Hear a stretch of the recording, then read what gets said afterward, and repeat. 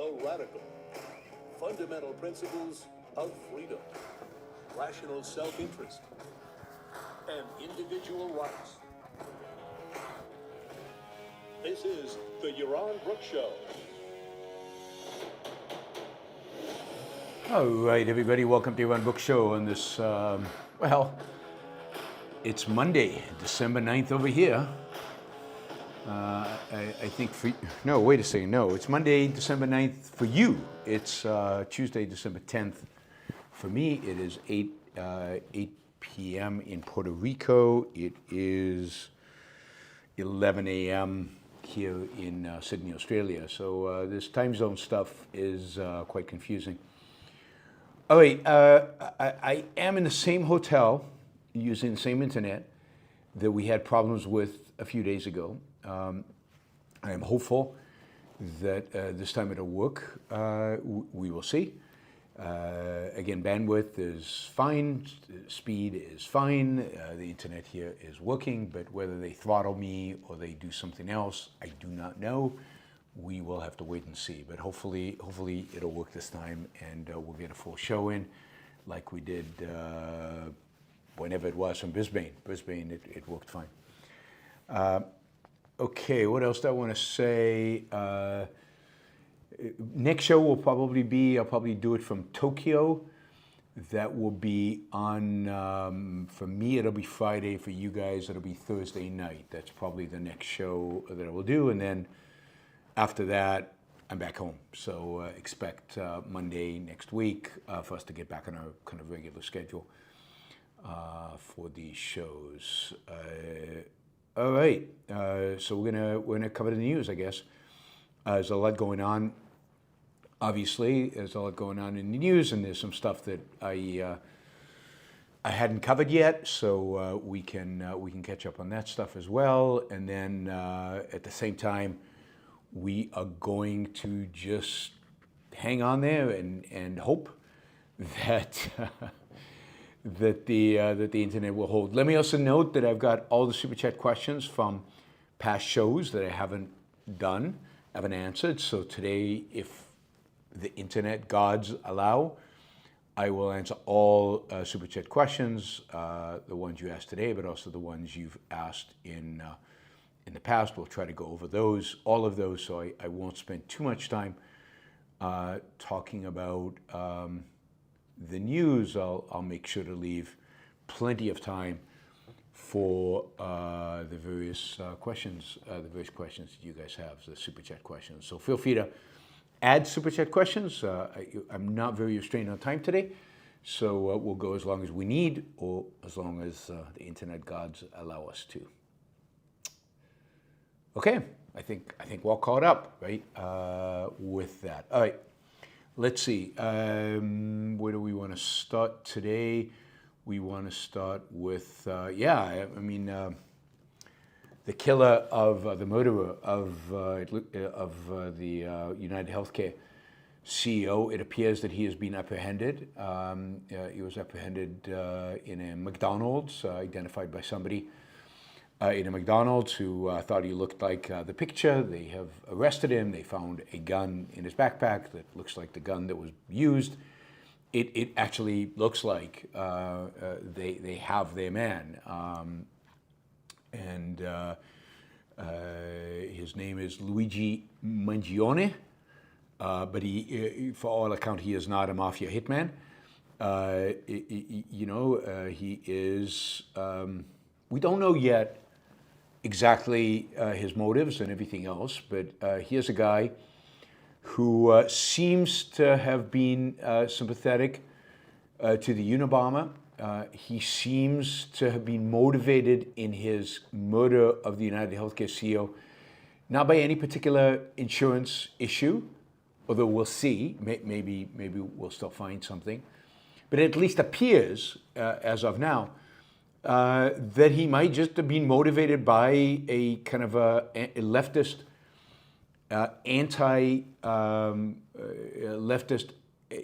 anti-capitalist ideology that drove him to pick a particularly, what he considered a particularly offensive CEO and go and shoot him. it really does look like he is a lone gunman. This is not some big conspiracy, but it also doesn't look like he has any specific grievance. I mean, one of the assumptions was, or one of the theories was, that the gunman who shot the CEO of United Healthcare comes from a family, I don't know, that was denied insurance and somebody died, and he felt like offended by. They felt that an injustice has been done to them, and they have a right to health care, and they went after the CEO of the insurance company that denied them coverage. But it does not seem like that is what motivated him. It seems like what motivated him was a much more general opposition to capitalism. Now, we will find out much more. We don't yet know. It is interesting to note that this guy is not some, I don't know, hot up, this guy has a bachelor's and a master's degree in computer science from University of Pennsylvania, an Ivy League university. He was a valedictorian, I think, in his high school. Highly intelligent. He comes from a very prominent, I think, Maryland family, a wealthy family, and so we're not talking about somebody whose capitalism has really destroyed their lives and has many personal grievances against capitalism. We're talking about somebody who is part of this, is being successful within the system, or at least being successful vis-a-vis education. He's young. He's in his 20s, but someone who seems like has been ideologically radicalized. And ideologically radicalized, there's a review he did of the Unabomber manifesto. If you remember, the Unabomber was again a very intelligent person who believed that humanity was destroying the environment and therefore destroying itself, and was sent packages and killed people, packages with bombs, and killed people, all in the name of environmentalism. So hopefully, and says his grievance is the profit motive. Yes, I think that's right. Now again, I'll keep track of this case because it's interesting. And to the extent, it's going to be interesting to see to what extent this is a cultural barometer. The number of people supporting the killing of the CEO of United Healthcare is truly astounding and scary. We live in a truly scary world, a world where there is a significant percentage of people who hate capitalism, despise capitalism, despise the profit motive. Linda Mansour says, not Maryland. Oh, you're not saying I was wrong about Maryland. You're just saying, not Maryland. Anyway, this guy is, Linda lives in Maryland. Yeah, I mean, he is cousins with one of your state legislatures. So I guess he has a cousin in the state legislature of Maryland.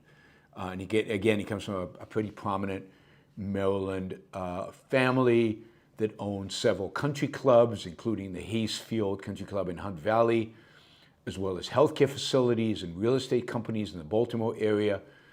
Luigi, the guy who got arrested, is the cousin of Maryland Republican delegate Nino Mangione, who represents parts of Baltimore County. Luigi's late grandfather, Nicholas Mangione Sr., was a self-made real estate developer who owned country clubs, nursing homes, and a radio station. His grandmother, Mary, who died in 2023 from Parkinson's disease, was described in an obituary as a hospital benefactor and a music patron. So he comes from a rich family. Not rich, he didn't create any wealth, but he comes from a family that's quite rich. This is pretty typical, I think, of leftist radicals and leftist activists. I mean, I'm still pretty amazed at the way he killed the way he just, he went up and how cool he was and how it just, I don't know, what, you get practice in computer games, but just the evil of just going up and shooting another human being and just killing a human being you don't even know. Not somebody you might have a grievance against, a personal grievance against, but just somebody because you ideologically disagree with them. Hopefully we don't see copycats. Hopefully we don't see other people trying to do the same thing. Hopefully this isn't a start of some kind of horrible movement that targets corporate leaders in the United States. This guy, I'm just looking through some of his profile.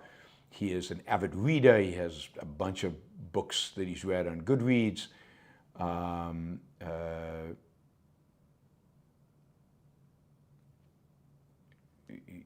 He has a anyway. And you're going to see a lot of support for him. You're going to see a lot of support from him from the crazy anti-capitalist left. And I think we'll learn a lot about our culture once we see what kind of level of support he gets, whether it's just limited to kind of crazy left or whether it gets any kind of mainstream and whether kind of the crazy right jumps on this bandwagon again, because remember, a lot of people are anti-capitalist. He's not the only, the left is not the only ones that are anti-capitalist.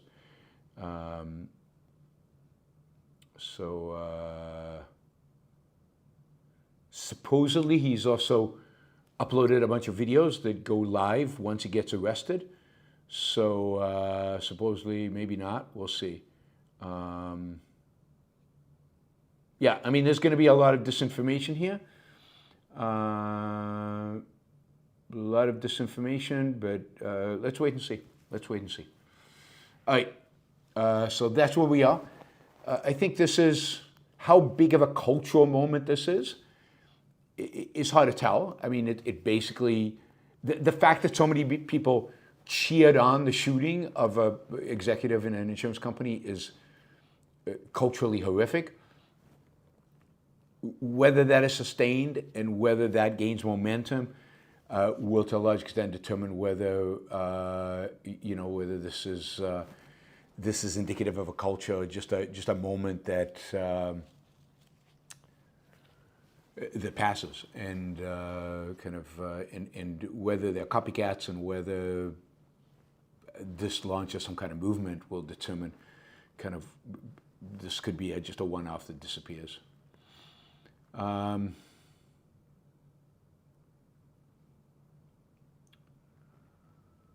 right, let's see. Yes, we wanted to talk a little bit more about Syria. Let's see.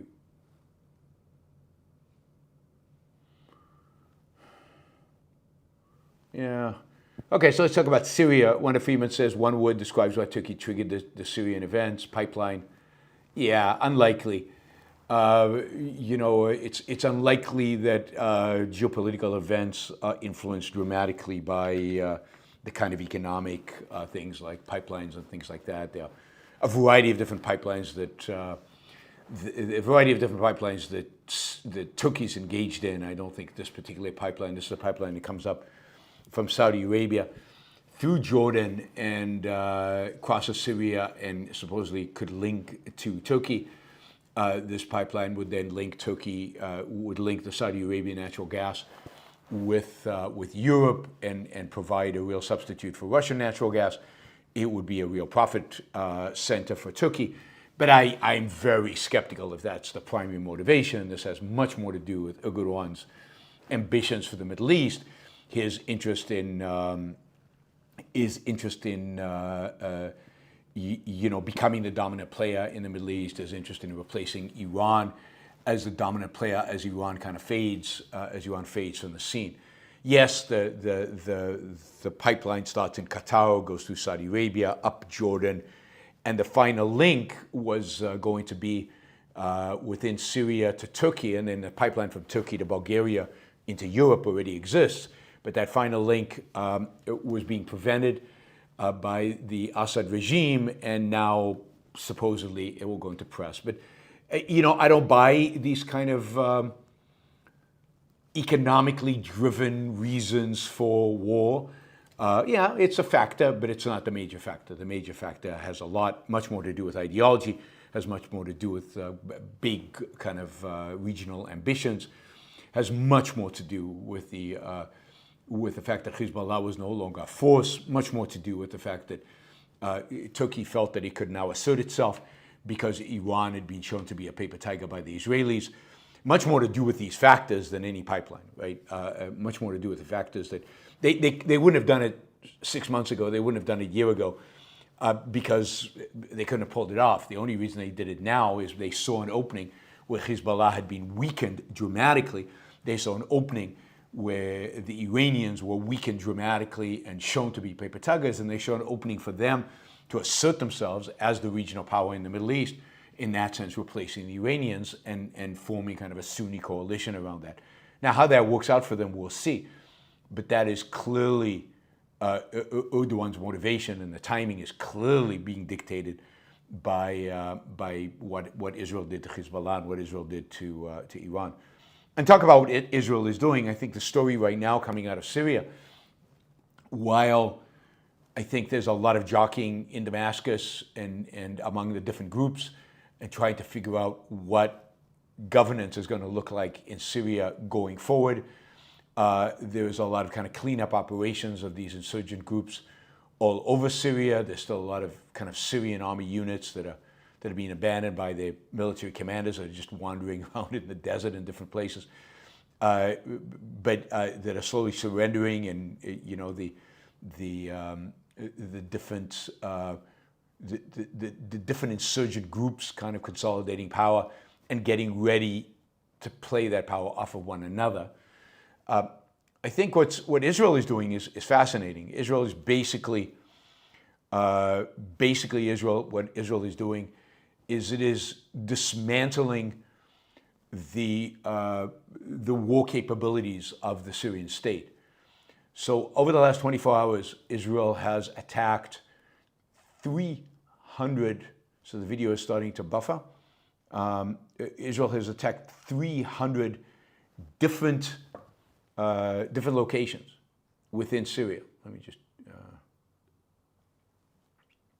How are we doing in terms of streaming? I'm curious if you guys can just give me a shout out in the chat if the streaming is going okay.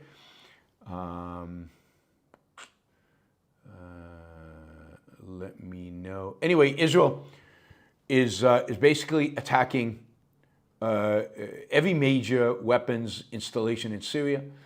It is destroying the entire Syrian Air Force. It is destroying the MiG-29s that are in Air Force bases, the helicopters. They're going after all suspicious, areas where they suspect that they are chemical weapons. They are in the process. They've already probably destroyed the entire air defense capabilities that Syria had and that Russia left behind. They do not want the rebel groups to have any air defense capabilities. Israel want to have complete free reign over Syria. Again, they're taking out all the ground-to-ground missiles so that, again, the rebels don't get their hands on any kind of sophisticated weaponry that the Syrian army had and that the Russians might have left. 300 sorties, that is a lot. And you see some video of what they're doing to the Air Force bases in Syria. They are basically blowing them up. They are destroying them and massive explosions all over Syria. Also, Israel is taking this opportunity to make clear to Hezbollah that they will now be able to rearm. That is, they're blocking entryways into Lebanon. They're destroying any facility that might have looked like Hezbollah. And again, Israel's been doing this to some extent for months now. They've been bombing in Syria with quite a free hand, but now the gloves are off, and they're just going after everything that they think elevates the capacity of the rebel forces to wage war. They're fine with the primitive weapons that the rebels have that made it possible for them to overrun the Syrian army. What they don't want is any kind of weapons that will allow them to launch missiles into Israel, any kind of weapons that allow them to pose an actual threat on the Golan Heights. I wouldn't be surprised if they're taking out tank corps, basically taking out anything that poses a sophisticated military threat to Israel. In addition, as we talked about yesterday or the day before, whenever it was, Israel is taking land. It has taken the Hermon mountain, which is the highest point south of Turkey. I think it's the highest point in the Middle East. It is a strategic point. It's taken. Israel has a base in the Hermon, but the one that's higher up even, that is more strategic, is being a Syrian base. They've taken that. Special forces the other day landed there and basically cleared it out. I think the Syrians had already abandoned it. They have also entered into what's called the demilitarized zone, which is to the east of the Golan Heights, and they're establishing themselves there. They've gone beyond the demilitarized zone into parts of Syria. Russian troops have actually handed over areas within Syria to the Israelis. The Israelis also went in to help the UN, there were some UN troops there being under attack, and they went in to help them. Why would they help the UN? I have no idea. And they're basically creating a significant zone there. They've also, what you'll see is a lot of earth moving, tractors, and I don't know what the names of all the different vehicles are, but they're basically building massive defensive trenches along inside Syria so that none of these elements can get close to the Israeli border. And they're being very, very, very aggressive about this. It is basically they're figuring that as long as there's chaos, as long as there's anarchy within Syria, as long as there's no Syrian government that is being recognized by the rest of the world, they have free reign to do what they want in Syria without getting any kind of international pushback. So now is the time to act, and good for the Israelis for actually doing it. They are not going to try, I don't think, to figure out who should lead Syria. I don't think they've got a stake in that. I don't think they have much influence there, although they could, right? They could weaken the worst parties. But they want to make sure that whoever rises will not pose a threat to Israel. And this is great. And so far, I think the international community, and so far kind of nobody has yet criticized them in terms of that. So it's going to be interesting to watch what happens in Syria. Over the last few days, negotiations about the hostages, the Israeli hostages of Hamas, that Hamas holds in the Gaza Strip, have been renewed. I think Israel's attempt to kind of bribe the Palestinian people with $5 million prizes in order to get information about the hostage location. Not only do they get $5 million, they get a new identity and safe passage to wherever they want, and away from Gaza, and $5 million in their pockets. And yet no Palestinian has come forward with information about the location of the hostages, which tells you everything you need to know about the nature of the Palestinian people. They have no interest in their own well-being, and they will do anything to hurt Israel, including not take $5 million and not get a new identity and not get a new location to live in. So Israel, I think, has concluded, sadly, that it does not have the intelligence and the information to be able to go in and rescue the hostages. Again, I think a massive intelligence failure, it seems. The inability of Israel to actually rescue these hostages a year and something into the war. They still don't know where they are. So they have renewed negotiations. Hamas is now trying to figure out where the hostages are, how many of them they can account for, and how many of them are alive. They've made a list, supposedly, of this, and negotiations are starting up again.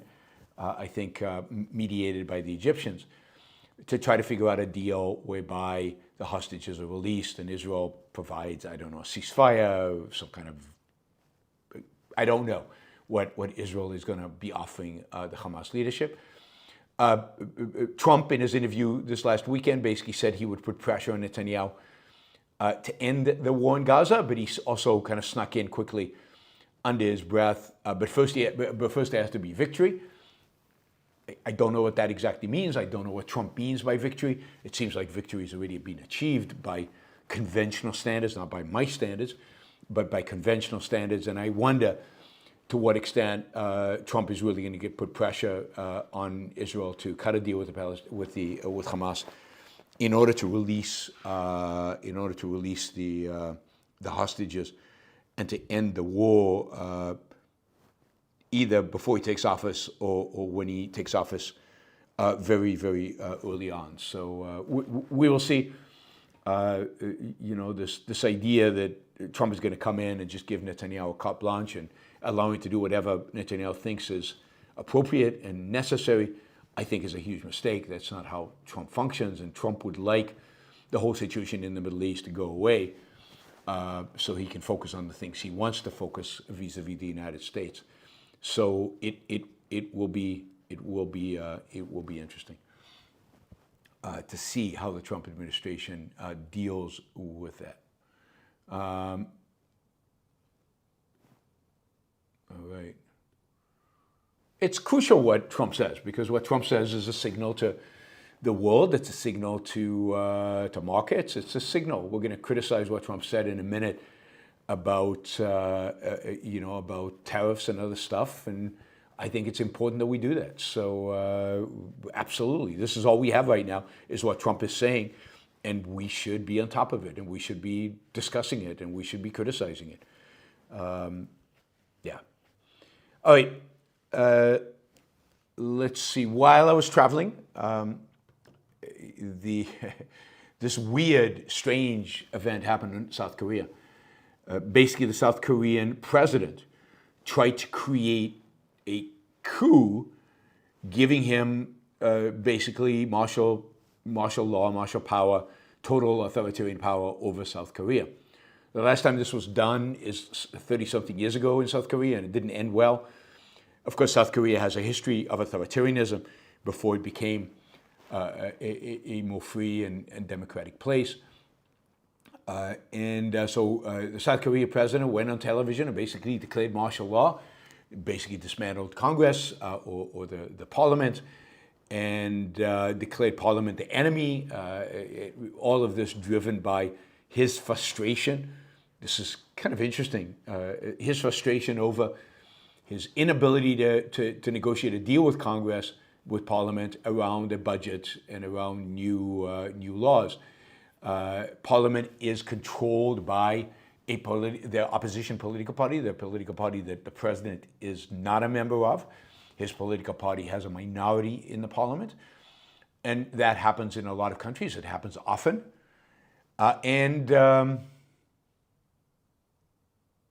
it's he was frustrated. So, instead of going back and keep negotiating and keep working through it or trying to win the next election so he gets control over Parliament, instead he decided, to hell with Parliament, I'm declaring martial law and I'll become dictator. He called out the military, and the military came and tried to block the ability of the parliamentarians to enter Congress and tried to hold back the crowds that had started aggregating around the Parliament building to try to object to this declaration of martial law. So the Korean people came out into the streets in opposition. And what happened was the Congress people managed to get into Congress, and they voted by an overwhelming majority, I think it was whatever the number was, to 0, to reverse the declaration of martial law. It seems like the military then started to hesitate and started to think, well, who are we aligned with? Are we aligned with the president? Are we aligned with Congress? Are we aligned with whatever kind of constitution there is? The Constitution does allow the president to have martial law in South Korea. And the military, I think, basically decided that they are going to step back and they will not support the president in this. And they basically kind of started retreating from the parliament building. And ultimately what happened was that the president came out and reversed his decision about martial law and retracted it. At that point, over the last couple of days, Congress has tried to impeach him. They came back into session and tried to impeach him, but they couldn't get the supermajority in order to actually pass the impeachment because his own political party opposed the impeachment, but it opposed the impeachment on the assumption that the president would resign. The president still has not resigned, and there's a good chance that as a consequence of that, his own political party will now join the opposition in providing enough votes to actually get him impeached. Anyway, this is all going on in Seoul, South Korea. It is a... All right, so it's very sad.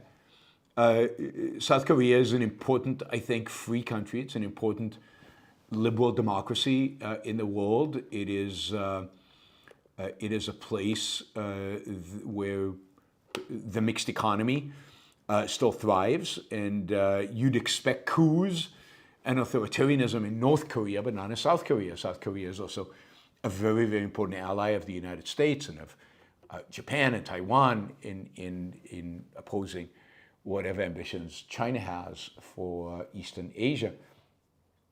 You know, it's good that the Korean Parliament managed to repeal martial law. According to Supikask, the Constitution allows Congress to repeal the martial law, and the military retreated. But initially, the military was there to block Congress from even meeting, and yet they allowed the meeting to happen. The Minister of Defense in Korea has been arrested. The president will probably be arrested once he's impeached. It's a mess. And the real problem is, God, and this is the problem everywhere, right? The real problem is that there is no pro-freedom, pro-capitalist political party in South Korea. They're all variations and versions of the mixed economy. They all represent different levels of intervention. There isn't like a political party we should all rally around. It's not like their position is particularly good. It's not like the president's political party is particularly good. None of them are. The opposition is more left. His political party is more right. But none of them are good, right? None of them are good. And it really is sad to see this happen in South Korea. Now, it is worth noting that almost every president over the last 50 years in South Korea has landed up in jail. Not all of them. There are a few that didn't, but almost all of them. So corruption is endemic. But the beauty of the Korean system is, if you're president and you're corrupt, you will go to jail. You will go to jail. Whereas in the United States, if you're the president and you violate the law, after you leave the presidency, you just get reelected. They actually won't put you in jail. So, you know, if presidents are criminal, they actually get persecuted in South Korea. And it turns out almost all the presidents have been criminal. South Korea is as you know, I've told you when I visited there, it's an amazing place. And it is, you know, I hope they find the right balance. Luke says that the congressman jumped fences and broke into the legislative. Look, if the military wanted to keep them out, they would have kept them out. The military was there, as far as I can tell, without real bullets. The military was not going to be aggressive with them. And ultimately, the military allowed the legislative to meet and do it. So I wouldn't, you know, if the military had been committed to martial law, we would have martial law today. But it's a good sign. It is a very good sign that the military allowed Congress to meet ultimately, and was not overly harsh with the protesters or the congressmen, and that the military, you know, you could probably describe them as confused, and indecisive, and that confusion and indecisiveness made it possible for the South Korean process to actually work itself out and for freedom to win out in South Korea. Now, where South Korea goes from here, it's hard to tell. Again, they're basically all mixed economy types. There is no political freedom party in South Korea.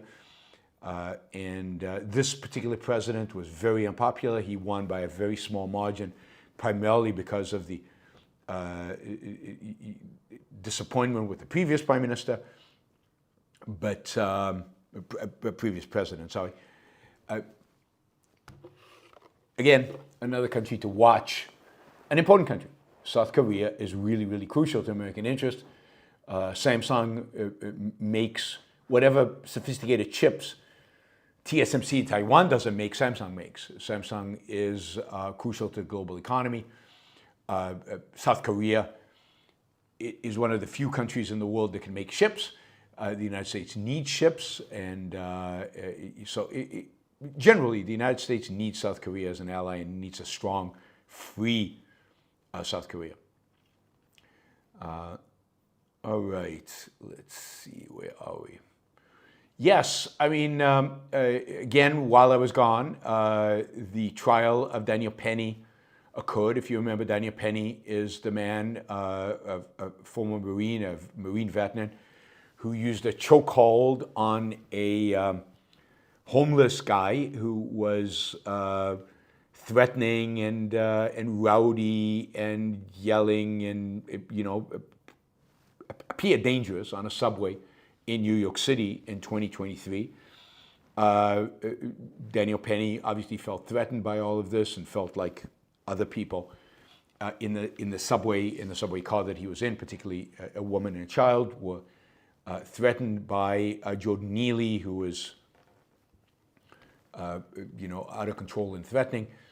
And he basically came up from behind and put in a chokehold and held him in that chokehold for quite a long time, and ultimately, arguably caused his death. And the jury had to decide on whether he should be blamed for this death as an accidental death. I think originally he was up for manslaughter charges, which the judge dropped because he felt like there was no evidence of that.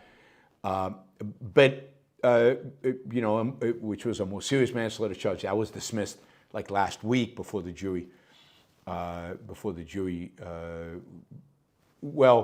the jury was discussing this and couldn't come to a verdict, that charge was dismissed, and now the jury was only looking at a lower, even a weaker charge. And basically, they acquitted Daniel Penny from that charge. Now, is Penny a hero? Clearly, stopping a raving lunatic on a subway from assaulting people in the subway is a heroic act. It seems like once the evidence is all in, that there was every reason to believe that Jordan Neely could have been violent and might have been violent, and that Daniel Penny acted in a sense to protect the lives of the people, to protect the life of the people over there. Whether he used excessive force, whether he held the chokehold for too long, even after the subway stopped, and for 6 minutes, I guess everybody had already left the car, and he still held him there. That's what the jury decided. Those are the kind of things that the jury decide. I did not hear all the evidence, so I do not have a strong opinion about it. But the reality is that a threat was posed. In the moment, did Penny know that if you released this guy, he wouldn't turn on him? Did he know all this? Did he have enough information to know that he could release him? Was it excessive? Wasn't it excessive? I think the jury has spoken and said, no, I see no reason to second guess what the jury has done. I see no reason to assume that they were wrong in this. It certainly seems like Penny is innocent, and that his actions, at least to some extent, were commendable, and that I don't know what the homeless Neely would have ultimately done and how violent he would have gotten. It's likely nothing would have happened, but I don't think one should always wait to see if it's going to happen. I think if you believe that a situation is threatening enough, acting is necessary, is the right thing to do. So I'm glad, I guess, that Penny has been found innocent. There's no reason to believe that this had anything to do with racial animosity. There's no reason to believe that because Neely was black, that's why Penny attacked him. None of that, is really there. Neely's father, of course, said the system is rigged, but I don't think there's any evidence to suggest that the judge or the jury was biased in any way, and it seems like they've come to the right conclusion. So that is good. All right. Okay, finally, I'm back to what Donald Trump said, because I think what Donald Trump says is really, really important. And I think we should highlight what he says and commend him when he says something good and smart. I think that's pretty rare. And condemn him when he says something particularly stupid and bad. And during this interview over the weekend, he said something particularly stupid and bad. So it's worth pointing out. It's almost funny what he said. It's certainly ridiculous. But basically, what he said was that we are subsidizing Mexico and Canada to the tune of hundreds of billions of dollars. And the way he thought about this subsidy was that if you have a trade deficit with another country, and this goes back to stuff that Trump was advocating in his first term, that if you have a trade deficit with another country, that is, if you import more than you export to them, that constitutes a subsidy for their economy. Now that is nuts. One of Freeman says, I pay attention to his action and ignore his words. That is bizarre. That's just bizarre, right?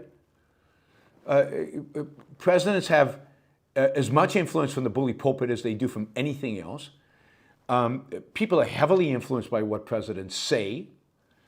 What they say is indicative of the framing of what they're going to do. You wouldn't say that about anybody else in the world. I only look at what they do and not what they say, particularly not somebody who has a stage. And words matter an enormous amount. Ronald Reagan used the bully pulpit to inspire Eastern Europeans to revolt against the Soviet Union. But he's not a troll. What he's doing is not trolling. This is, for example, his view on trade deficits is the same view he held in the 1980s. He's been holding the very few things that Donald Trump has been consistent about for ages. Trade and immigration. And you got to take them seriously. To not take him seriously at his word is to default in your responsibility as a thinker, in my view. And it's to give him way too much leeway. To give him way too much credit. Judging an employee is looking at their actions, really, and not at their words. If somebody says horrible things, or somebody is very, very negative in meetings, even if they execute, you don't judge them based on that negativity, and he's lowering morale among his team, the rest of the team. It's just bizarre to me. And not only that, but the reality is that every time that Donald Trump comes out and says this nonsense, thousands of people, millions of people, tens of millions of people back him up. They support it. It's true. I see this everywhere I go. 10 years ago, trade deficits, everybody don't matter. Everybody on the right. And today, everybody on the right says, no, trade deficits are very bad. Fair trade. I hear fair trade. God, in Australia, I've heard the concept of fair trade so many times. Fair trade, which is a leftist concept, which Donald Trump and his lackeys have brought back. And you think the words don't matter? The words are changing the political environment in Australia, which is now adopting Donald Trump's ideas about tariffs and about trade deficits and about the idea of fair trade. Europe is adopting this. The entire Republican Party has adopted this. It's not just his actions. It's what he actually says. But he never says the opposite on trade. I mean, that's bizarre. The next week, he'll say the exact opposite. That is just not true. I don't know where you're getting this. It's bizarre. I mean, Donald Trump is consistent. He's consistent about these things. He's consistent about immigration. He's consistent about trade. He doesn't change his mind. He's been saying this nonsense in trade for over 8 years.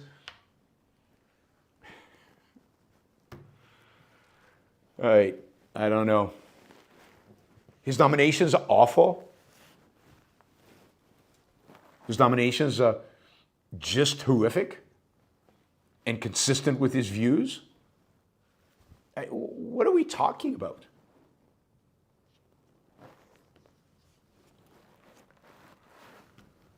All right.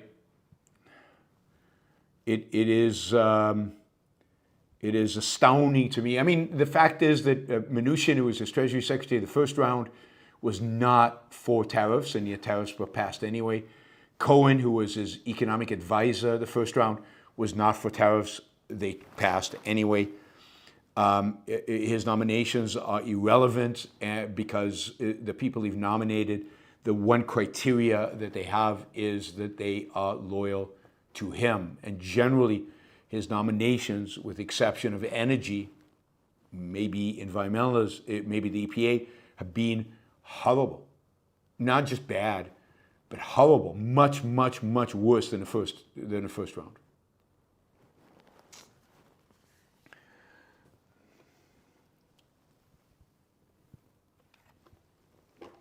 So you don't criticize what pragmatists say. I don't know, Wanda Freeman. You see, I mean, I'm surprised at you. I guess I'm really surprised. I'm surprised that many of you. It seems like you guys are buying into the propaganda of those who kind of support Trump, and yeah, I'm surprised. Anyway, trade deficits as subsidies. I mean, and again, I was hearing that here in Australia. We had a senator in the Australia Parliament come to an event, our event in Brisbane, and a number of members of his political party were in the audience, and I heard this repeatedly from them. I heard them mouthing the same stuff that Donald Trump keeps saying, and the idea that trade deficits are subsidies is an idea that he is repeating from his first term. He used to say that all the time during his first term, and he's not changed his mind in spite of the fact that many people have probably pointed out to him in one way or another how wrong that those views are. He has not changed them. And anyway, I'll just say, so, I mean, as I've said for the last 8 years, Donald Trump has the economic understanding of a 5-year-old, and I know some of you find that insulting, and I shouldn't insult him that way, but it's just true. He just doesn't understand economics. He just has no understanding of trade. He thinks trade is a win-lose proposition. He does not understand the win-win nature of trade, whether it is international trade or whether it is localized trade. He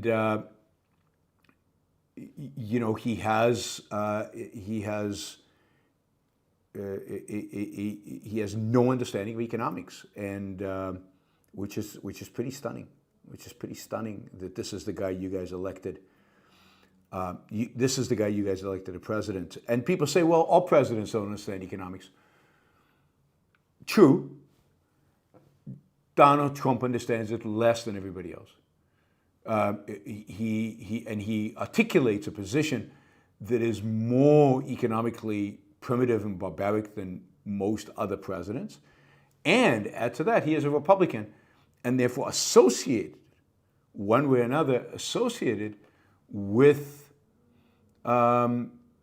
with markets and with free markets and capitalism and so on. So,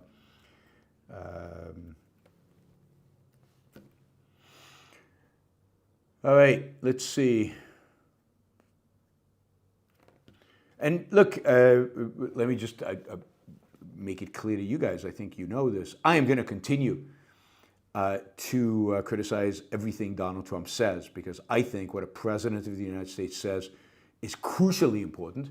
It's crucially important to shaping the nation, to shaping the views of many people within the country. It's crucially important internationally to shaping what happens in the world and how people view not just America, but how people view what is right and what is wrong. People do take presidents seriously. Maybe you don't, maybe I don't, but they do. But they do. And Donald Trump has already had a profoundly disastrous impact on the Republican Party, not because of what he's done, right? I mean, as I think many people said the first term, we survived it, right? Wasn't that bad, right? I mean, it was horrible, but in many respects. But what really happened in the first term is not so much the things that he did. The things that really changed the world or changed the Republican Party or did the most damage to the country, the United States of America, and to the world are the things Donald Trump said. It's what he said that was the most damaging.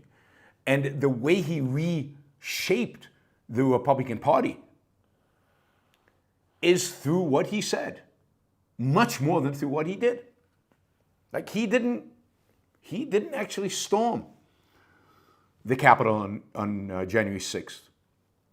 He just gave them a thumbs up to do it, and he sat still while they did it, and he didn't act, so his inaction. But it's his election denial, which is more saying than doing.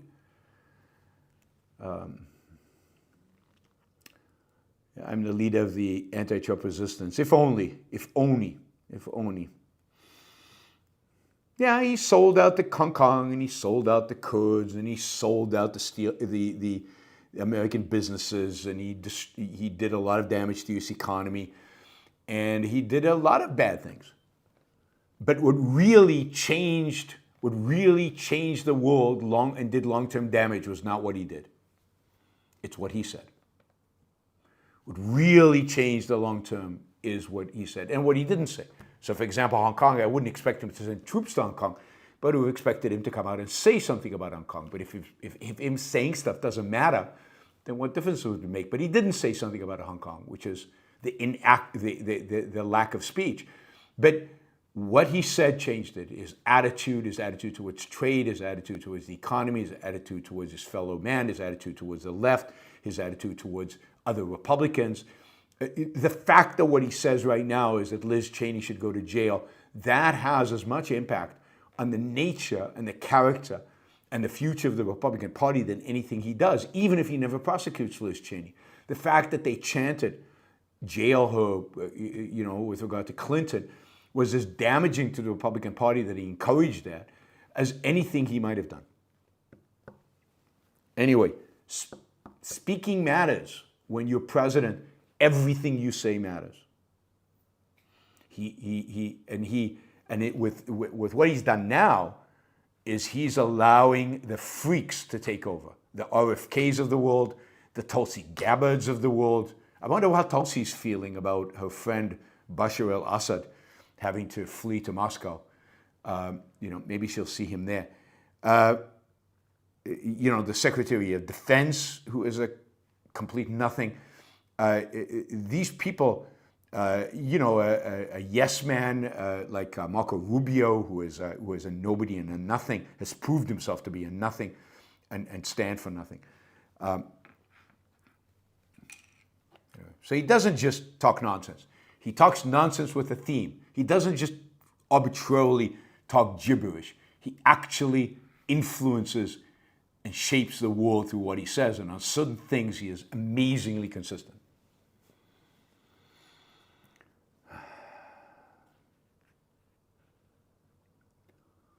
All right. Let us go to the Super Chat. I'll remind you of the fact that Alex Epstein is a sponsor of the Yaron Brook Show. I'll probably have Alex on the show in this month before the end of the year. He might interview me on the show. We will see. We're going to kind of reverse roles, and he might interview me on China and what we should do with regard to China. He is also going to he's also sponsoring a show for me to discuss. What was it? I've forgotten. We were going to talk about China, and we were going to talk about one other thing.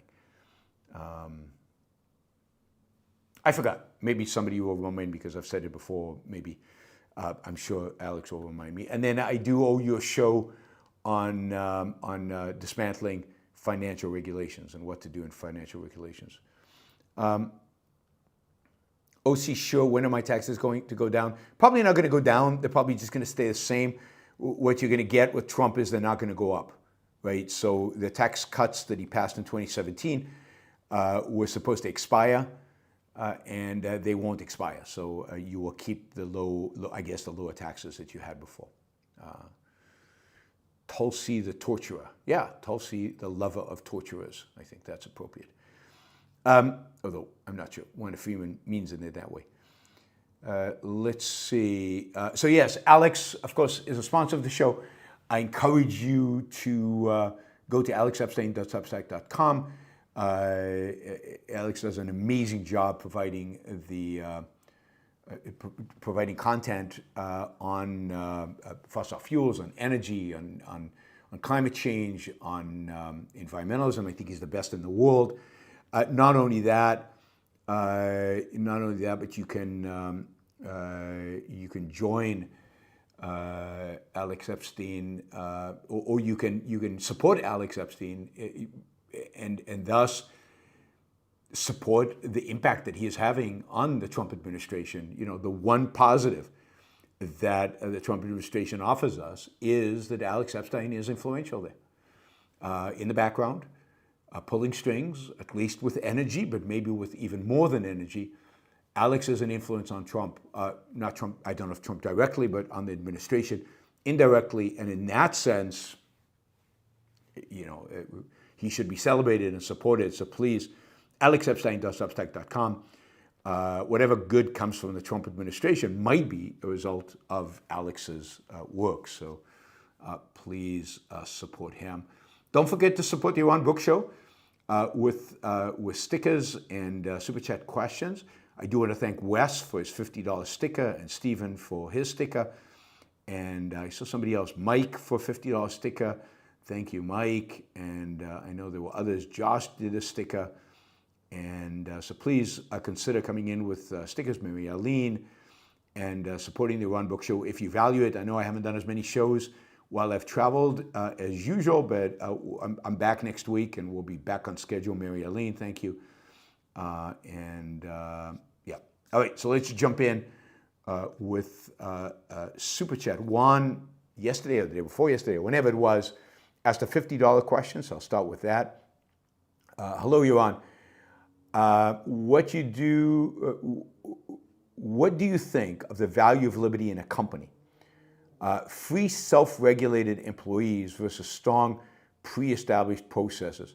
Thanks, great show. I mean, I think I think it varies. I think it varies on the company. I really do think it varies depending on the kind of corporate culture that the leadership of the company has created. There are, and I don't think there's a conflict between, free, self-regulated employees and some processes or some strong leadership. So, for example, from everything I understand, Steve Jobs let his employees free rein, but if they came back with stupid ideas or ideas he thought were stupid, he would let them know, and he would, he would have, it would have to be his way at the end of the day. But different companies are going to generate results in different ways depending on their industry. I don't think there's a one-size-fits-all. Generally, I think you have to find a balance. A balance on the one hand, allowing your employees to be as creative as possible, to be as engaged as possible, to have as much autonomy and control over their aspect of the job as possible, and yet at the same time provide for appropriate oversight, provide for appropriate leadership, provide for processes that keep everybody aligned around a common goal. I think companies that become overly bureaucratized with just processes don't do well, and companies where it's a complete free-fall probably don't do well beyond kind of the early years, startup years, or the early growth phase. At some point you need processes, at some point you need a greater hierarchy of decision making. So I think finding that balance and how to find that balance will depend on your industry, how much creativity you need. But even at uncreative, one of the great innovations of Japanese companies like Honda and Toyota was the ability of employees on the assembly line to press a button and stop the entire assembly line if they found an error or a problem. That is, the Japanese companies gave Japanese workers the autonomy and the authority, if you will, to be able to completely stop what was happening at a cost potentially of millions of dollars, right? And I think that made the workers much more productive. It made them more engaged. And they stopped the assembly line on occasion, and thus prevented a lot more errors than would have ultimately happened. So autonomy, you've got to provide your workers with autonomy. How much, again, will depend on industry and depend on management skills and depend on the type of industry you're in. So it's very, very contextual. Thank you, Juan. I think that was your first super chat, and it was $50, and I really, really, really appreciate it.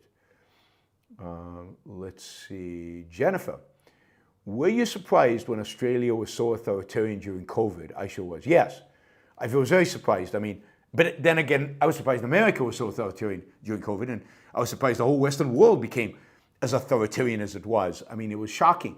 The level of shutdowns, the extent of them, the scope of them, the shutting down of businesses, the denial of individual liberty and denial of individual choice and individual ability to take risks, just horrific. And the fact that Americans didn't stand up and stop it.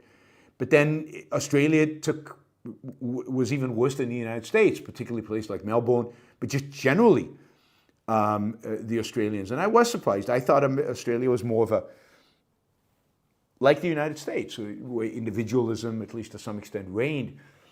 And what COVID showed is how far away from individualism, from respect for the individual, for the respect of rights, for respect for freedom, basically the whole Western world has. But even places that you associate with freedom, like Australia, you associate with rights like Australia. But, the place that surprised me more than any others was the United States, because I had the highest expectations of them as well. James, because South Americans and Europeans are so much more intellectual than Americans, is there a far greater likelihood of Millers popping up there than here? Millers, I'm not sure what you mean by Millers. Despite our culture being slightly less altruistic. I don't know what Millers you mean. If you mean intellectuals, then yes, I think there is. That is, I think, and I think the Ayn Rand Institute, I mean, is an expression of that. If you look at now intellectuals, and if you look at the intellectuals really from the beginning of Objectivism and throughout, they're being disproportionately non-Americans. Whether that's Leonard Peikoff and John Ridpath being Canadian, whether it's the number of Israelis at the Institute, whether it's the number of Europeans now as junior fellows, And as we've expanded our reach, which we started to do, I guess, in the 2000s, we have seen dramatic growth in intellectuals, not maybe in sheer numbers, but intellectuals who come from Europe or who come from South America. So always the Ayn Rand University today has a disproportionate number of Europeans and South Americans, and a disproportionately low number of Americans, and that's sad and tragic, but it's to some extent not surprising. Europe and South America are more intellectual. They're more intellectual cultures. I'd love to be able to break into Asia somehow, but it's probably a losing proposition. But I would like to find a way to attract Asian intellectuals into the fold, into the Ayn Rand Institute fold, into Ayn Rand University. There are various issues. I think in Asia, more than anything, there is a language issue. Asians also tend to be, a generalization, I know, but tend to be more pragmatic and less intellectual, less looking for principles. Again, there are exceptions. I'd like to find those exceptions. We're in Australia to find students for ARU here in Australia. We got a number of people coming from New Zealand to our conference this last weekend in Australia. So I'm hoping we get some Aussies and some New Zealanders joining ARU and joining the ranks of future objectivist intellectuals. But yes, I think there is a higher likelihood that we get it in South America and Europe because of the more intellectual nature and maybe the better educational system there. James says, did you see how excited everyone is that a health insurance CEO was murdered? All the YouTube commentators are saying he's the hero, the murderer. Why hasn't he been caught? Well, now he has been caught. There must have been a lot of money behind this operation. Turns out there wasn't a lot of money behind the operation. It was a lone guy. It didn't take much to figure out when the CEO was going to be, where he was going to be. It looks like the silencer that he used was 3D printed. That doesn't take a lot of money. No, it was a cheap operation. He traveled by bus, not even by first-class airplane. It was a lone guy, but a lone guy, given the response that people had to the shooting, this lone guy obviously represents a bunch of people's views about CEOs and about capitalism. And you know, and it's just horrific and it's scary, but not that surprising. Not that surprising. And there is a strong nihilistic streak in American culture today. A strong nihilistic streak. Liam, do you think in our nihilistic Western societies people don't like Ayn Rand because her spirit upsets their demons? Yes, I think that's part of it. The demons are altruism, the demons are mysticism, the demons, you know, and I don't think our society is nihilistic. I think that's wrong. There are nihilistic elements in our society. If our society were nihilistic, you know, I'm looking here at right out the window over there is the skyline of Sydney. That's not a nihilistic skyline. I'm looking at construction going on for luxury apartments right on the waterfront. That's not nihilistic. You know, if you travel to Silicon Valley and you see the progress they are making with new technology, that's not nihilistic. So to call our societies primarily nihilistic societies, I think is wrong and way, way, way overly pessimistic. But altruism is dominant and statism is dominant, and you know, and in that sense, and mysticism is dominant, various forms of mysticism. And when people read Ayn Rand, those ideas are being challenged, and most people who read Ayn Rand are not quite ready, are not quite in a position to allow and to let those, all of that be challenged. All right.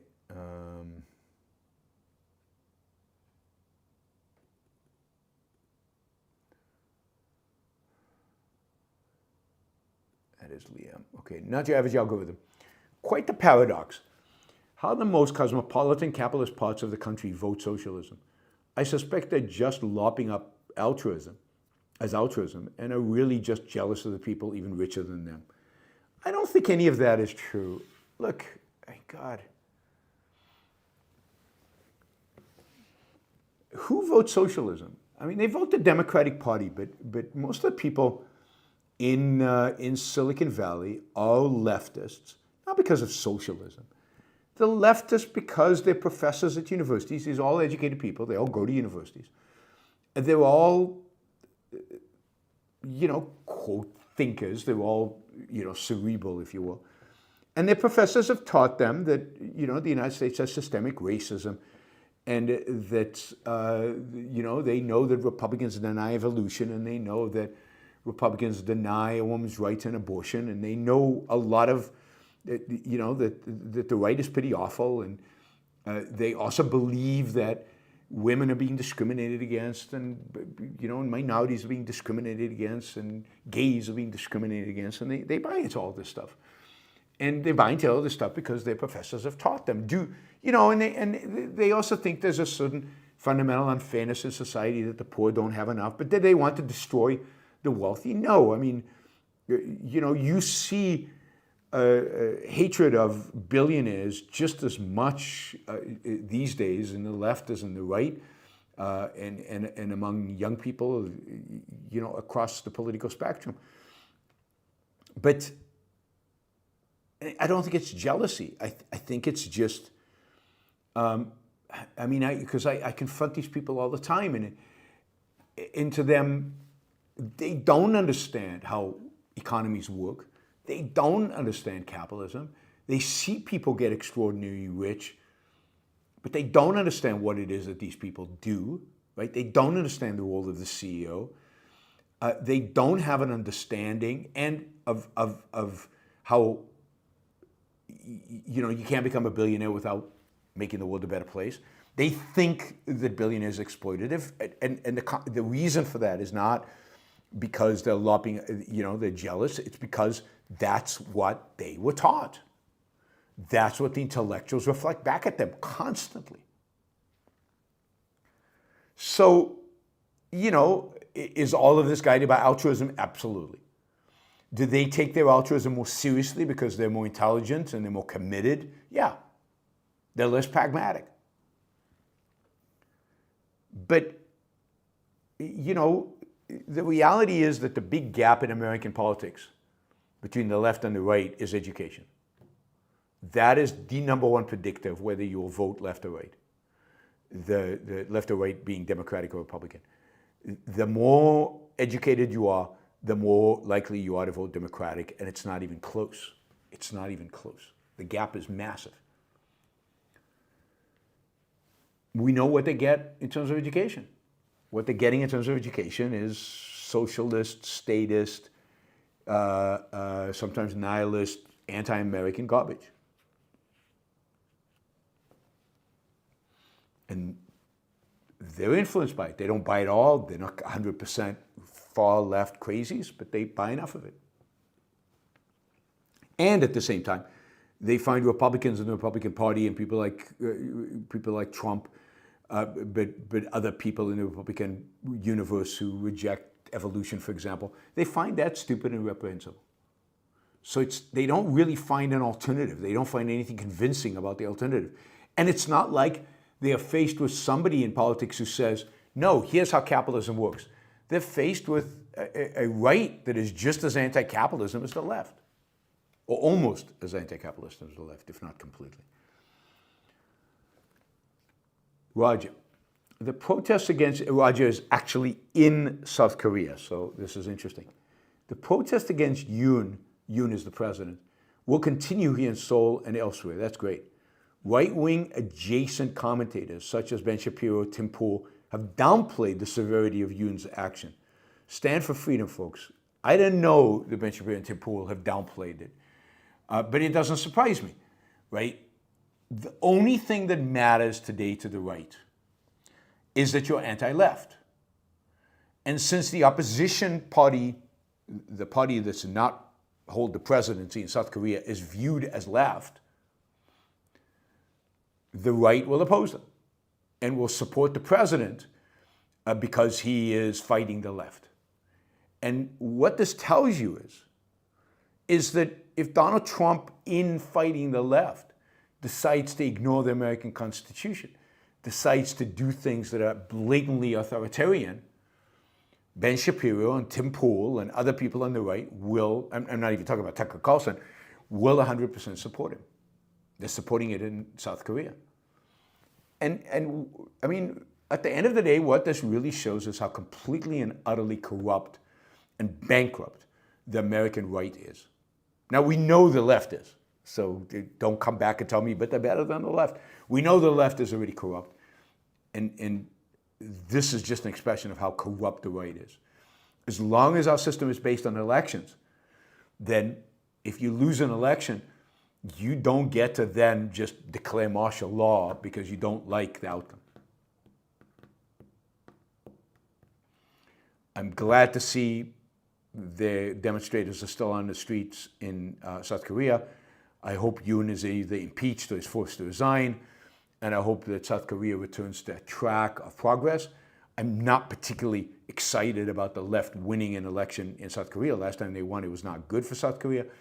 But I'm not sure where you were going to find the right kind of alternative in South Korea political spectrum. I wish there was. Krish, Australian. Chris says, so good to see you in Brisbane and in Sydney. Thank you. Great talk on Israel's moral war. I did that last night. I did a talk on moral law in somebody's house, and Chris was there. I also gave a similar talk at Brisbane at the conference, so he heard it really twice. He says, great talk on Israel's moral war, very powerful. We'll try to make it to tonight's talk as well. Tonight I'm doing a panel on capitalism. It'll be interesting because the panel will be moderated by Brett Hall. Brett Hall is a disciple, can I say disciple? A student of David Deutsch. So he comes from epistemological context of Papa. But Brett is very pro-capitalism. I even will say Brett is pro-rational egoism. So he's very supportive of much of what Rand says, but is skeptical about, or opposes, not skeptical, her epistemology. And so it's going to be interesting. It's going to be interesting where we go and how the discussion goes, but I'm excited about it. I'm eager to meet Brett. Brett has often supported the Yaron Brook show in the sense that he shared content and promoted the show on his Twitter channel. So it'll be interesting to have Brett on, to actually have a discussion with Brett. As he thinks that Ayn Rand is wrong in epistemology, I and Ayn Rand obviously think he and Papa are completely wrong on epistemology. And it actually is bewildering to me how somebody as smart as David Deutsch and as smart as Brett Hall is, how wrong they can be on epistemology. It really is stunning, but it'll be interesting. It'll be fun. And for those of you who think I only interact with people I agree with, here's Brad, who I agree with on a lot of things, but disagree with him on some pretty fundamental things. We're going to have a really friendly, I think very friendly and interesting conversation here in Sydney. I'm hoping it's going to be videotaped so we can put it up afterwards. But this should definitely be fascinating. Ian says, if Trump pardons the January 6 rioters, this will be one of the top 10 worst things ever done by a president. It's pardoning people who committed political violence in support of his attempt to illegally stay in power. It is insane. Yeah, I think all of that is true. I don't know about top 10. I'd have to make a list. But certainly it is really, really, really bad. And horrific, and he's promised to pardon him, and in spite of the fact that there are people here who think that you shouldn't listen to Trump and not take him seriously, I think he has said it enough times that I have no doubt that on day one he will pardon. He won't pardon everybody. I think he'll be circumspect. He'll pardon some of them. He'll try to pardon the ones that were the least violent, or the ones, but we will see. And yes, January 6th, I find it quite horrific that the American people, within a few months of January 6th, seemed not to care about it anymore. It just blew over them. And indeed, if you look at the results of surveys post-election, or about why people voted the way they did, basically January 6th was a non-issue. Nobody cared about it. and nobody voted based on it. And it explains part of why Trump won. Jennifer, political speech can have profound impact for good or evil. Think of leaders like Churchill and Lincoln or leaders like Hitler and Mussolini. No, absolutely no question. Profound impact. Again, think about Reagan inspiring solidarity to keep up the push. In my view, the Berlin Wall would have not have fallen without the rhetoric of Reagan. All right, I'll just say, we're doing really well in terms of our target, so thank you, everybody. We are $57 short of our second hour target. We've still got about 30 minutes to get to 57, but it should be fairly simple and easy to do so. We've got over 100 people watching, so $50 should be easy to raise. Again, view this as value for value. And of course, those of you who are not listening to this live, please consider making a contribution on a monthly basis to Yaron Brook Show or one-time basis on PayPal or on Patreon. Just search Yaron Brook Show on Patreon and you can go and make a contribution, primarily, ideally, on a monthly basis, but one time is great as well. Okay, JB says, is it all doom and gloom? Brazil, the UK, France, Germany, US, etc., and now South Korea moving towards authoritarianism. Why does the world hate freedom? It makes no sense. The world doesn't understand freedom. The world doesn't see the value in freedom. The world is afraid of freedom. Freedom requires personal responsibility. Freedom requires people to take responsibility for their own lives and for their own happiness and for their own success. Freedom requires people to abandon their long-held beliefs and challenge those beliefs and think about life and about their life anew. Freedom is challenging, and people obviously, people actually are turning their backs on freedom in a global way. So why do people? Because of altruism, because of Christianity, because of all of that. That's why. Is it doom and gloom? It's not looking good, but I will say that these trends take time. They are not, we're not going to, you could view South Korea as a positive. He did not succeed. We will see how much Trump succeeds in moving us towards explicit authoritarianism. I think he's going to be quite a bit more successful than he was the first term. But we will see. France is at a stalemate. Stalemate is pro-freedom in some respect. At least you don't have the anti-freedom elements dominating and in power yet, although it looks like they're moving in that direction. The same is true in Brazil. We're losing freedom slowly. It is a loss of freedom, and the long-term trends do not look good. They do not look good. And partially, I'll say this, partially the long-term trends do not look good because a lot of people who used to be advocates for freedom have sold out, have sold their soul to the Trumps, the RFKs, the Tulsi Gabbards of the world, and have basically adopted their authoritarian ways and their anti-reason ways. So the number of people, the number of people advocating for real freedom, advocating for the right approach, fighting, not just advocating, but fighting for freedom, in some ways bigger than it ever was, in some ways disappointingly small. The UK is another example. Yeah, but remember the UK voted in Labour, but not because they believe in Labour. The majority of the vote in the UK was anti-Labour. They voted in Labour because they just wanted to penalize the Conservatives, which the Conservatives, it's good that they penalize them. Where exactly we head in the United Kingdom from here on, we'll have 4 painful years of a Labour government. Maybe something will happen in less. But maybe this will move the UK in a better direction. Maybe not. Maybe not. Maybe towards kind of right-wing authoritarianism rather than right-wing, or rather than some kind of freedom agenda. But we need to keep fighting. There's no alternative. No alternative. All right, we still have a bunch of questions, and we're still $57 short. $5 stickers, $2 stickers, $1 sticker, they all matter. And even with $2 stickers, we could get to 57 like that. So please consider doing that. Not your average algorithm. Is there too much altruism in the West for us not to collapse? It is a constant downward pull in every element of society.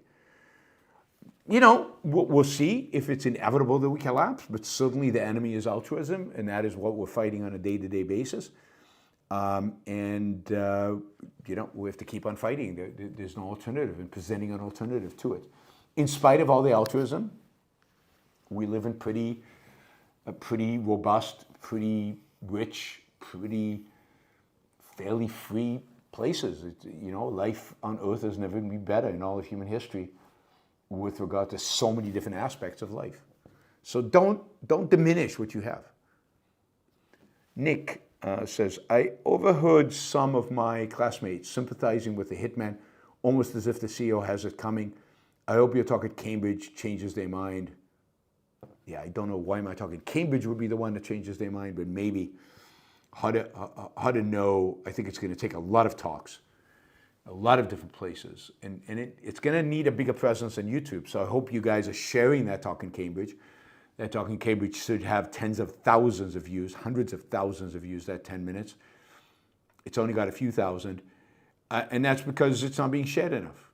The only way videos like that go viral is by sharing. So please go to the video about the NHS and you know, the privatizing the NHS and share.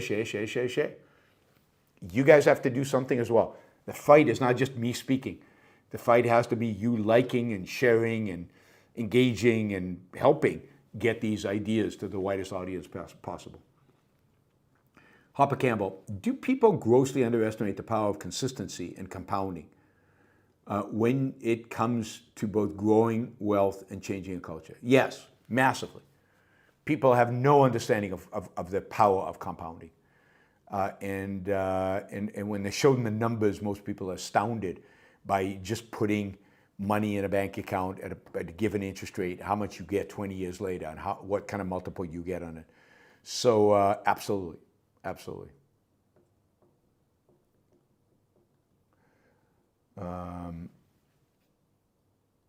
And consistency is the same, and inertia and all of that. That's great. So I see a bunch of stickers from Raphael, from JB, from Kim, 99 cents, $1.26, $1.99. Again, we could make it to our target just with those kind of stickers. So feel free to join in and join Kim and JB and Raphael with the stickers.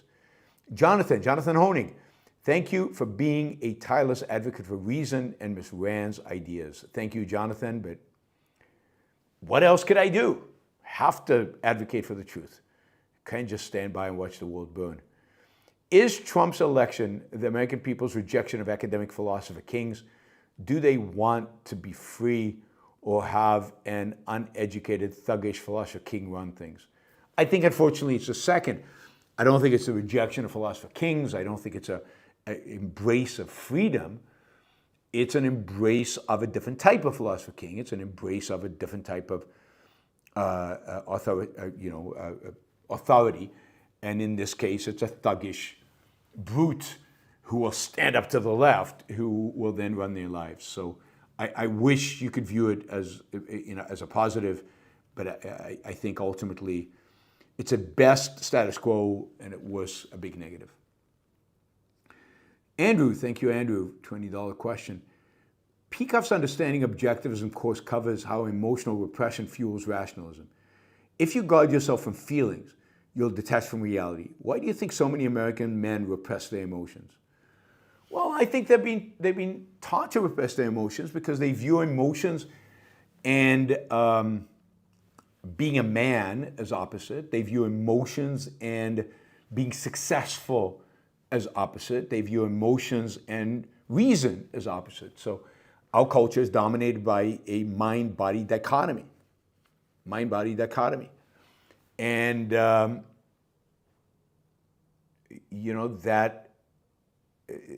until we resolve that dichotomy. Religion encourages that dichotomy. Altruism encourages that dichotomy, right? Because altruism says you should strive to sacrifice and to live for others. That's the spirit. But people don't want to. Their emotions tell them they shouldn't. They want to achieve. They want to do good things. So they detach the two. Okay, that's theory. That's morality. I can't live that life, so I just live by emotions. You live in this realm of my life by emotions, but then I'm going to feel guilty. So the mind-body split makes people repress their emotions in some areas and not in others. So they're repressed primarily in their personal lives. They're repressed primarily in how they deal with other people, and they're not repressed when it comes to their job, where they get very passionate and very excited.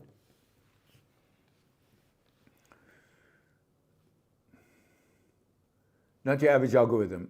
Another great quote from Elon Musk, quote, "It's generally human nature to overestimate risk and underestimate opportunity.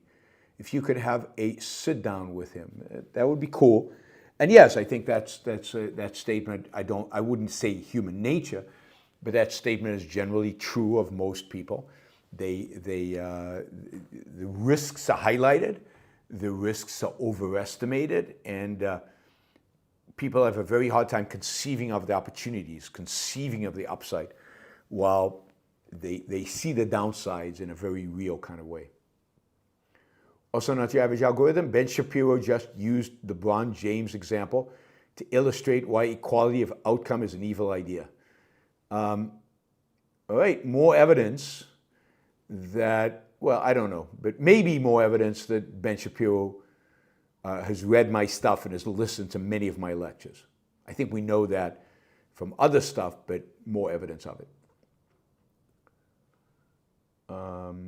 Hopper Campbell, is character much easier kept than recovered?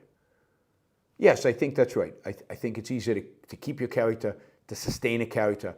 There's a certain momentum a good character provides you. Once you lose that, it's hard to recover. It's hard to gain it back. All right, we are only $32 short. So remember, trade value for value. You're obviously listening, which means the show presents some kind of value to. Which reminds me, on December 31st, we will be having our annual big fundraising event. We will be trying to raise $15,000 on that day. We will go as long as it's needed to do it. The show will probably start at 2 p.m. At 1 p.m. East Coast time, 1 p.m. East Coast time, and go for as many hours as necessary. Please, if you are not usually a live participant in the Yaron Brook show, please consider just coming on live for a little while so you can make a contribution. But it's become a big annual event. We have raised a significant amount of money during these December. It's what helps sustain the show for the coming year. So I hope we have as successful a fundraising show on December 31st as we have had in the past. So please consider joining us on December 31st, 1 p.m. Eastern time for 4 to 5 hours, enough time to raise the $15,000. What day is that? I don't know. What day is December 31st? Somebody enlighten Neo with a calendar. Michael, do you think the time Atlas Shrugged was published, the West was so far gone, content like Objectivism required too much reevaluation from people for the culture to turn around in a few decades? Yes. I think in the end of the day, objectivists and Ayn Rand included probably underestimated the extent, December 31st, underestimated the extent to which altruism was deeply, deeply, deeply entrenched in the culture. I think they underestimated the extent to which Christianity, in its religious form or secularized, was deeply entrenched in the culture. And yes, it required too much of people to give that up. Too much of people to give that up. And it's going to require a lot from us, from those of us who are fighting this battle, to keep at them and to keep chipping away and to keep undermining altruism so that we get to total victory one day. All right, Michael, is RFK's alliance with Trump the first wave of nutty left and nutty right merging together to unleash authoritarianism? Maybe. I predicted that ultimately a authoritarianism in the United States would require an alliance between the left and the right, because you're bringing both under one umbrella. It needs a majority. I predicted it would happen in the realm of environmentalism. Instead, it has happened in the realm of healthcare, if you can call it that. But it's the same principle, and it very well could be that the alliance of RFK with Trump is an expression of exactly that, all wrapped up in a flag and a cross, but add to that a pseudo-scientific basis for make America healthy again, all using pseudoscience. Anna Leroy says, hi, Mom. Not sure what that means. Michael says, are you going to answer all the questions? Yes, I am. I did. And now we've just got questions from today. Dominique, a great meeting you in Brisbane. Great meeting you, Dominique, over the weekend. Both excellent and integrated talks. Thank you. What did you make of the Objectivist community here and its potential? I mean, it's hard to tell. I don't know you guys well, but there seems to be a lot of energy, a lot of passion, a lot of excitement. There seem to be quite a few young people. That was good. I'd like to see even more, and I'd like to, work on finding ways to expand the reach of Ayn Rand in Australia into places where young people are. I think one of the great challenges that the Australian Objectivist community should take on upon itself is how do we, in the future, bring more students and more young people to a conference like this? How do we get books into the hands of students at universities? How do we go to universities and advertise the existence of Ayn Rand's ideas? I would like to see that. I'm hoping that what we did over the weekend is now going to become an annual event and that it grows. We had about 70 people. I'm hoping 90, 100, 200 over the years, and more young people joining us, because they are the future. Jonathan, thanks for being such a tireless advocate. Also, don't you think Leonard's dog book makes a great holiday gift? Can you really love a dog at Amazon? So Jonathan is promoting his book. I'm happy to let him do that. His book that he published with Leonard Peikoff, but it's about Leonard and Ayn's view of pets, primarily Leonard's, and it's called Can You Really Love a Dog?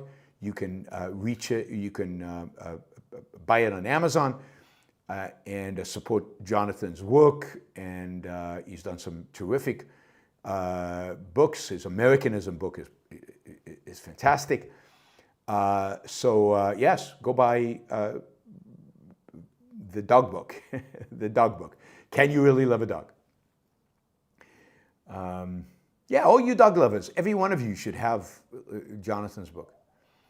Hopper Campbell, apparently the shooter who offed the CEO was an Ivy League kid. Yes, I talked about that. Educated, rich kid. Some of the most violent revolutionaries during the BLM protest were also elite universities. Yes, right? The more elite, the more educated, and often wealthy and smart, the more nihilistic and anti-our civilization they tend to be. Raphael, hi Yaron. If art is the voice of philosophy, why doesn't culture seem to change with the incredible artwork we have today, like Michelangelo's David? Because it doesn't understand it, it doesn't relate to it, and it perceives it as old. It perceives it of a different culture. I mean, I think the art, in quotation marks, of today is that banana that sold for $6 million that was taped onto a plaque of wood, and then the banana was eaten by the guy who bought it for $6 million. That is perceived as art, and I think the culture very much reflects that. At the universities, that is what presented as art. In our cultural institutions, present that as art. Our corporations place in front of their buildings monstrosities like that. So what we have is the entire cultural elite presenting to the people that art is not Michelangelo's David, that's the art of the past. It's interesting, but it's the past. And the art of today is the banana or the deformed chunk of metal in front of their corporate building. So it is, we need new art. We need art that we can say is of today. Is of today. We can say is modern. Really modern. James, is South Korea collapsing into fascism, dim style? Will South American countries follow Milei? Will traditional Western countries follow the Trump-Mussolini model? South Korea has not collapsed into fascism. It's indeed resisting fascism. So you could actually say that it is standing up to fascism, and it's a good sign that it is. I don't know how to apply the dim model to South Korea. I don't know enough about the South Korean culture to be able to do that. Will South American countries follow Milei? I don't know. It depends. It depends on how successful he ultimately is. I'm hopeful that young people around South America gravitate towards Milei rather than towards, the status quo and the leftists. That is the one thing I think Milei has, is he's a celebrity among the young people and maybe can have a real influence. Will traditional Western countries follow the Trump-Mussolini model? It certainly looks that way, that is the direction they're heading, but again, I can't say for certainty that that's what's going to happen. We will see. I mean, there's a lot of variation across countries. One of the good news items that happened was that the Romanian Supreme Court basically annulled the first round of the election based on massive fraud and particularly Russian interference, so that the crazy fascist right-wing guy who came in first, he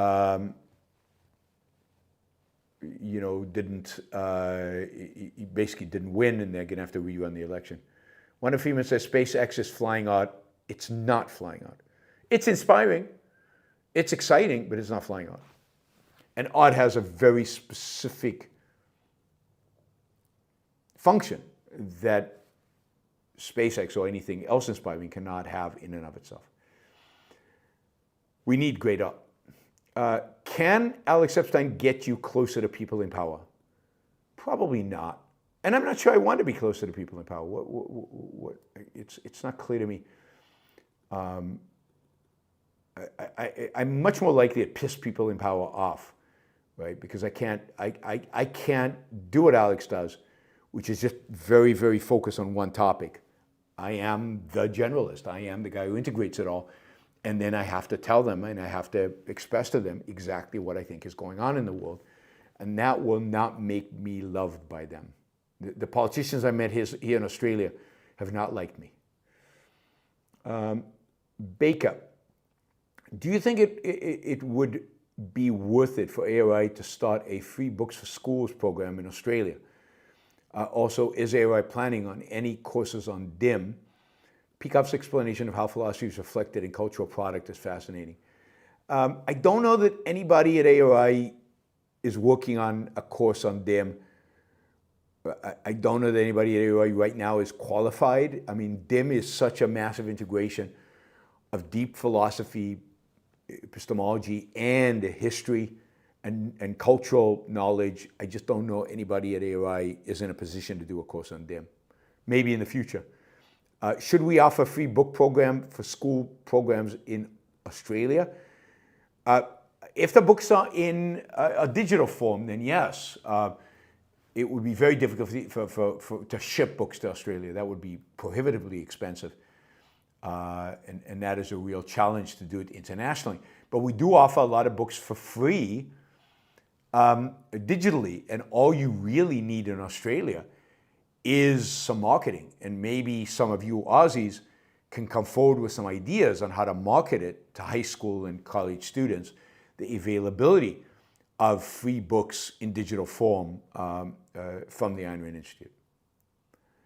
Michael, was Descartes' subjectivism collectivized by Kant, fragmented by Hegel, weaponized by Marx, and turned into a seething cultural war by postmodernists?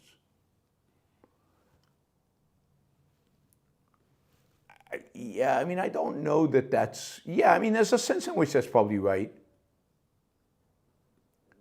Fragmented by Hegel, I don't think it was fragmented by Hegel. Hegel is a kind of an integrator around the concept of the one and the states, and so I don't think it was fragmented by Hegel, maybe by others, certainly weaponized by Kant. Yeah, I mean, it sounds, that sequence sounds not crazy. Sounds reasonable.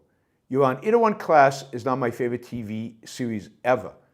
Thank you for suggesting it. I have a question though. Doesn't Siroy's main motivation of revenge make him immoral? Hope you enjoy Portugal. No, I don't think revenge is immoral.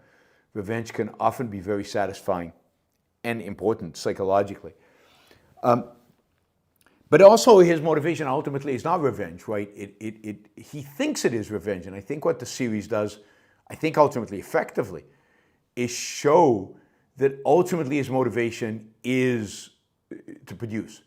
It's to create something. And yes, that facilitates his revenge, but revenge, I think at some point during the show, stops being his primary motivation. Stops being his primary motivation. I'm really glad you enjoyed the show. My favorite is still Mr. Sunshine, but certainly Itaewon Class is up there as one of the greatest TV shows I've ever seen. Raphael, we know how the Renaissance improved the culture, but what were the exact steps from Aquinas to Michelangelo that made this possible, this change possible? I mean, basically, I don't have the time to cover that. That's a long lecture, and we'll cover it one day. But basically, it's the adoption of rationality, of logic, of thinking into both the church and into culture. The veneration of Greek ideas, which then led to the veneration of Greek art, which then led to the discovery of more Greek ideas and taking them seriously. I think all of that, but I couldn't put together the steps right now. I'd have to actually go and work on that. Any tips for the Louvre? Yeah, I mean, decide what you want to see in advance and focus your efforts on those things. The Louvre is the kind of museum you don't want to just go once in your life. You probably want to go many times, so don't try to see everything all at once. See the things you really value seeing to the extent that you know. I would definitely go see the Michelangelos, the Dying Slaves. These are some of the greatest masterpieces in all of human history. Go see Winged Victory at the top of the staircase. It's magnificent. The Sculpture Garden, where you can see the one of my favorite sculptors, Spartacus, and then choose the era, at least, of painting that you'd really like to spend some time with, whether it's, and the Louvre has good collections of all of this, whether it's French 18th century, whether it's the French 19th century is primarily at the Musée d'Orsay, so you're not going to find much of that represented in the Louvre, but the neoclassicals you will find at the Louvre, David, and the French painters who came before him, or whether you want to focus on, let's say, Dutch painting, including still lifes. There's some magnificent Dutch painting at the Louvre. So there's a lot to see at the Louvre. Think in advance about what you want to see. Don't try to see everything. You're not going to be able to. Focus on the thing. Do you want to see Renaissance art? They have a great collection of Renaissance art. What exactly do you want to see, and go and focus on those things. Subkaski says, Korean Constitution says that Congress is allowed to repeal martial law, which is why the military withdrew. It's great that they followed the Constitution. Subkaski, best book to learn about Steve Jobs? I don't know. I don't have one. Subkaski, take on Australians and Australian society. I mean, Australians seem like Americans. They're friendly, open, generally independent, I think, a little bit more collectivistic, a little bit more leftist, and as we saw during the lockdowns, a little bit more willing to accept authoritarianism than Americans. But even Americans accepted authoritarianism, so go figure. I look at Sydney and it looks like it could be a city anywhere in the United States. Neo, do you blame North Korea for the government they have? To some extent, yes. They don't rebel against it. They don't rise up against it. But to a large extent, no, because the North Koreans have perfected the system of really oppressing their people to such an extent that their people don't even know that anything else is possible. And finally, Rajiv, we're $15 short of our goal. Just as somebody could do a $15 sticker and get us over the top. Since entities are the only perceivable primaries, oh God, you're asking a epistemological question. What is the status of perceived fluids, such as water and oil, in metaphysics? Please integrate. Thank you. Please integrate? Well, I don't know what you're talking about. Water is an entity. It's an entity that, once you understand, is composed of lots of entities, and the entity is moving. But at the level of perception, water is an entity called water. It's a liquid. You can see through it if it's clean. It flows. It moves based on the laws of physics. But at the first level, perceptual level, it is an entity, and that's what we're seeing. So it's not that our perception is just units. We see compositions, and in the case of water, or in the case of any fluid, it is a composition of atoms that have particular characteristics. So I don't think there's anything unique about fluids that make them any different than solids. We don't perceive gases directly unless they have a color, but smoke, we perceive smoke, and to the extent that we perceive smoke, that's the entity. The entity is the smoke. All right, but it's a good question to ask our philosophers when they're on here to get a more in-depth discussion. Yeah, every entity has attributes. The attributes of a fluid are different than the attributes of a solid, and are different than the attributes of I don't know if smoke a gas technically, of a gas like smoke, if it is. All right, we've gone 2 hours. We're $15 short of making our 2-hour goal. So it would be nice if somebody stepped in. Gail just did $10, so we're only $5 short of our goal, so maybe somebody can do that. I will do a show Friday morning, my time in Tokyo. I'm not yet sure what time it will be for you, but I will do a show on Friday. That'll be interesting because it'll be after I've done a couple of talks on art in Japan and experienced some Japanese aesthetics and hung out with some Japanese friends, and it will be super interesting, and I think it will be really good. So we can talk about that on Friday, as well as whatever news happens between now and then. All right, see you Friday. If not Friday, probably see you on Monday. I'll probably take the weekend off to recover from jet lag, and I'll see you when we get back to a regular schedule. Bye, everybody. Oh, Stephen Harper just jumped in with the $20 to get us over the top. Alma Deutsch will conduct her opera Cinderella to Virginia Beach, Norfolk, on March 15, 2025. Wow. At the Virginia Arts Festival. Is there like a list of all the performances she's going to be giving, or is this like a really one-off? Because it would be amazing to catch that somewhere. I'm not sure I can go to Virginia Beach, but somewhere. But thank you, Stephen. Thank you for the information.